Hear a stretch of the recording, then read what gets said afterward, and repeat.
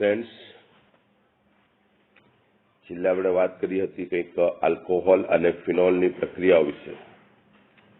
Okay, आज वात करवानी छे आल्कोहोल ना निर्माण अने तेना उपयोगो विशेनी।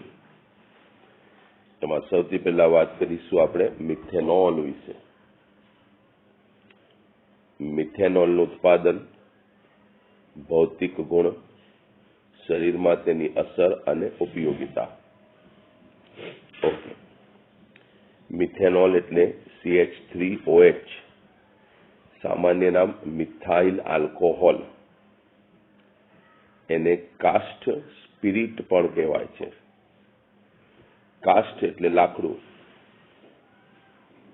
कास्ट स्पिरिट एटला माटे कहेवाय छे कारण के ते लाकड़ाना विभंजक निस्यंदनथी बनाववामां आवतुं हतुं।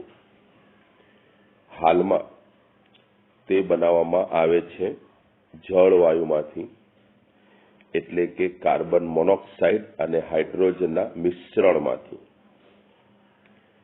कार्बन मोनोक्साइडनुं उद्दीपक Cr2O3 ZNO नी हाजरीमां ऊंचा तापमाने अने ऊंचा दबाणे हाइड्रोजनीकरण करीने मिथेनॉल बनावाय छे। CO + 2H2, ZNO अने Cr2O3। आमां सौथी अगत्यनुं याद राखवानुं छे उद्दीपक, कारण के आ उद्दीपक हशे तो ज मिथेनॉल बनशे। उद्दीपक बदलाय तो निपज बदलाई जाय छे, बराबर।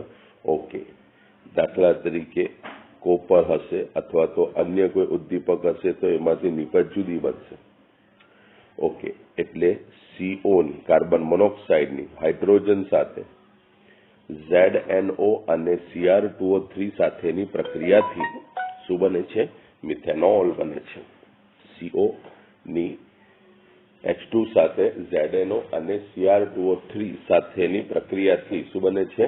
मिथेनॉल। एप्रन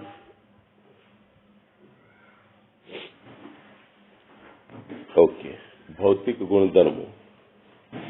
मिथेनॉल रंगविहीन, प्रवाही अने स्वभावे वधु झेरी छे। एनुं उत्कलन बिंदु 337 केल्विन छे। मिथेनॉल रंगविहीन छे, प्रवाही छे अने स्वभावे केवुं छे? झेरी छे। एनुं उत्कलन बिंदु 337 केल्विन। हवे उत्कलन बिंदु नहीं याद राखशो चालशे, बराबर। बाकीना भौतिक गुणधर्मो याद राखवाना। रंगविहीन छे, प्रवाही छे अने झेरी छे, बराबर। ओके, मिथेनॉलना सेवननी असर आगळ ज वात थई गई के मिथेनॉल स्वभावे झेरी छे। ओછી मात्रामां एनुं सेवन अंधापो लावी शके, बराबर। शुं आवे छे? अंधापो। अने वधु मात्रामां ते जो पीवाई जाय के पाचन मार्गमां जाय के शरीरमां जाय तो व्यक्तिनुं मृत्यु पण थई शके छे, बराबर। ओके, तो वधारे मात्रामां पीवाथी एवुं छे मिथेनॉल छे ते मिथेनॉल मृत्यु पण प्रेरी शके छे। ओके, उपयोगो। तेनो उपयोग रंग एटले के पेइન્ટ, वार्निश में द्रावक तरीके अने मुख्यत्वे फॉर्माल्डिहाइड नी बनावटमां थाय छे। कोनी बनावटमां थाय छे? फॉर्माल्डिहाइड, HCHO, बराबर। ओके, तो आ थई वात तो कोना विषे? मिथेनॉल विशेनी, बराबर। मिथेनॉलनो उपयोग रंग, वार्निश में द्रावक तरीके अने मुख्यत्वे फॉर्माल्डिहाइडनी बनावट माटे थाय छे। ओके, चलो।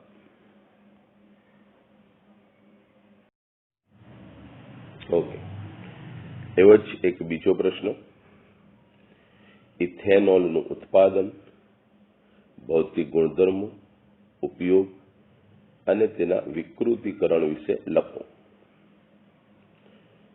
ओके, इथेनॉल एटले CH3CH2OH अथवा तो C2H5OH। એવો જ બીજો પ્રશ્ન, ઇથેનોલનું ઔદ્યોગિક ઉત્પાદન, ભૌતિક ગુણધર્મો, ઉપયોગ અને તેના વિકૃતિકરણ વિશે લખો. હવે ઇથેનોલ એટલે C2H5OH અથવા CH3CH2OH. એને કહેવાય છે ઇથેનોલ. એનું સામાન્ય નામ થાય ઇથાઇલ આલ્કોહોલ. ચાલો, એવા જે ઇથેનોલ છે તે ઇથેનોલનું ઉત્પાદન જુદી જુદી પદ્ધતિથી કરવામાં આવે છે. એમાંની એક પદ્ધતિ ઇથીનનું જલીયકરણ કરીને ઇથેનોલ, કોનું? ઇથીનનું જલીયકરણ કરીને ઇથેનોલ, જે આપણે આગળ જોઈ ચૂક્યા છે. છતાં ફરી એકવાર આપણે એની વાત કરીએ તો ઇથીન એટલે CH2 ડબલ બોન્ડ CH2. એની કોની સાથે પ્રક્રિયા કરવાની? H2O એટલે HOH. બરાબર. એની સાથે જો પ્રક્રિયા કરવામાં આવે તો એને કારણે એમાંથી બનશે CH3CH2OH. શું બનશે? CH3CH2OH. તો એને કહેવાય ઇથીનનું જલીયકરણ. શું કહેવાય? ઇથીનનું જલીયકરણ. ઓકે. બીજી જે પદ્ધતિ છે તે શર્કરાનું આથવણ કરી ઇથેનોલ. જેમાંથી? શર્કરામાંથી. આ સૌથી જૂની અને વર્ષોથી ચાલી આવતી પદ્ધતિ છે. મોલાસીસ, શેરડી અથવા દ્રાક્ષ જેવા ફળોની શર્કરાનું ઇન્વર્ટેજ નામના ઉત્સેચકની હાજરીમાં આથવણ કરવામાં આવે તો ગ્લુકોઝ અને ફ્રુક્ટોઝ બને છે. બંને એકબીજાના આઇસોમર છે, સમઘટકો છે. શર્કરાનું પાણીની હાજરીમાં ઇન્વર્ટેજની મદદથી આથવણ કરવામાં આવે તો ગ્લુકોઝ અને ફ્રુક્ટોઝ મળે છે. બરાબર. બંનેનું જે બંધારણ છે તે અલગ અલગ છે, પરંતુ અણુસૂત્રો જે છે તે કેવા છે? સમાન છે. C6H12O6. બરાબર.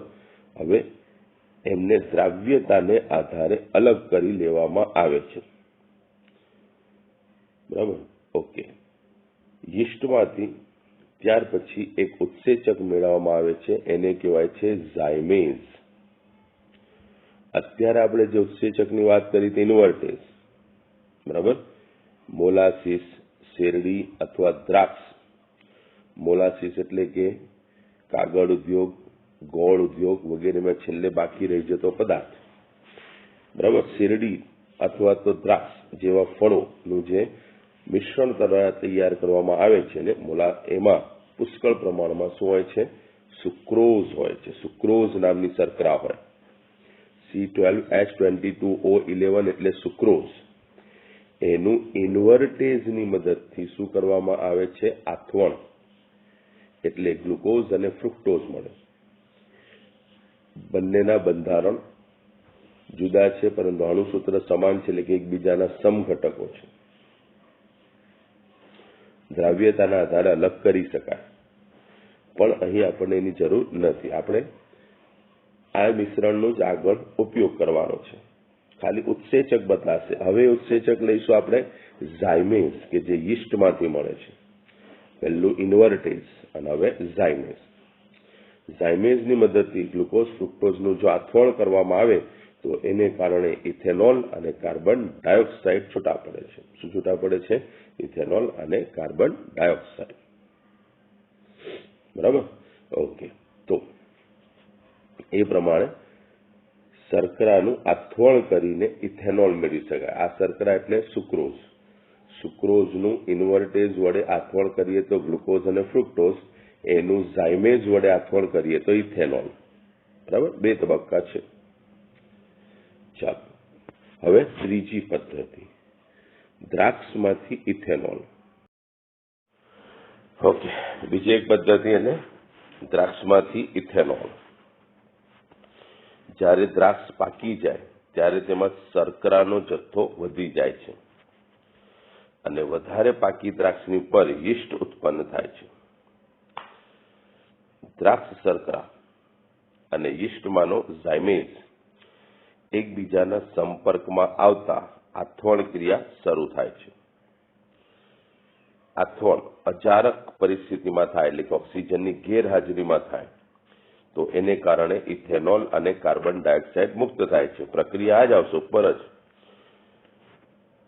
ગ્લુકોઝ અથવા ફ્રુક્ટોઝ C6H12O6 વત્તા આથવણ in presence of ઝાયમેઝ ઉત્સેચક it will gives you ethanol અને CO2. શું મળશે? ઇથેનોલ અને CO2. આ સેમ પ્રક્રિયા લખવાની છે. બરાબર. ઓકે. ઉત્પન્ન થયેલા આલ્કોહોલની માત્રા માત્ર 14% કરતા વધે ત્યારે ઝાયમેઝની ક્રિયા અવરોધાય છે. જો આથવણ મિશ્રણમાં હવા ભળે તો હવામાંના ઓક્સિજન વડે ઇથેનોલનું ઇથેનોઇક એસિડમાં ઓક્સિડેશન થાય છે અને તેથી આલ્કોહોલીય પીણાનો સ્વાદ નષ્ટ થાય છે. એટલે બિલકુલ હવા ચુસ્ત એવા પાત્રમાં આ પ્રક્રિયા કરવામાં આવે છે. બરાબર. ચાલો. ઇથેનોલના ભૌતિક ગુણધર્મો: રંગવિહીન, પ્રવાહી, ઉત્કલન બિંદુ 351 કેલ્વિન. ચાલો. ઇથેનોલ ઝેરી નથી, રંગવિહીન છે, પ્રવાહી છે, ઝેરી નથી. ઉપયોગો: તે રંગ ઉદ્યોગમાં દ્રાવક તરીકે અને કાર્બનિક સંયોજનો બનાવવા માટે ઉપયોગી છે અને આ ઉપરાંત પ્રયોગશાળામાં પ્રક્રિયક તરીકે એનો ઉપયોગ થાય છે. શેમાં? પ્રયોગશાળામાં પ્રક્રિયક તરીકે પણ તે વપરાય છે. બીજું, આલ્કોહોલનું વિકૃતિકરણ. કોનું વિકૃતિકરણ? આલ્કોહોલનું વિકૃતિકરણ. આલ્કોહોલના વિકૃતિકરણની જો વાત કરીએ તો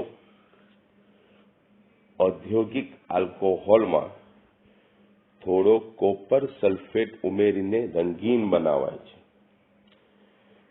અને તેમાં પિરીડીન ઉમેરી દુર્ગંધવાળો બનાવાય છે.